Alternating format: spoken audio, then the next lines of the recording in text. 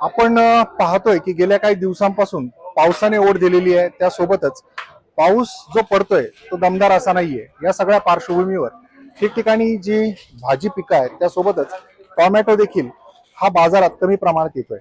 आता मी जिथे उभा आहे ती नारायणगावची बाजार समिती आणि या नारायणगावच्या बाजार समितीमध्ये मोठ्या प्रमाणात टोमॅटोची आवक होते। या ठिकाणाहूनच नेपाळ, पाकिस्तान, बांगलादेश यासारख्या भारताबाहेर देखील बाजारपेठांमध्ये इथला टोमॅटो जातो। ह्या टोमॅटोचे दर एरवी पडल्यानंतर शेतकऱ्यांना मोठ्या प्रमाणात नुकसान होतं।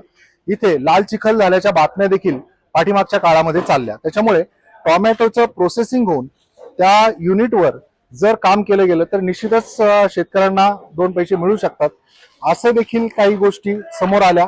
मात्र अजूनही त्या बाबतीत कोणती ठोस पावलं उचलली गेली नाहीत। मात्र आता नारायणगाव बाजार समितीमध्ये या टोमॅटोची आवक ही गेल्या काही दिवसांमध्ये कमी झाल्याचं चित्र आहे आणि त्याच्यामुळेच इथला जो एक टोमॅटोचा प्रकार आहे तो गावठी म्हटला जातो, ज्या टोमॅटोची साल ही पातळ असते आणि ह्या टोमॅटोची चव ही स्वादिष्ट असल्यामुळे या टोमॅटोला सध्या या मार्केटमध्ये मोठ्या प्रमाणात दर मिळतोय।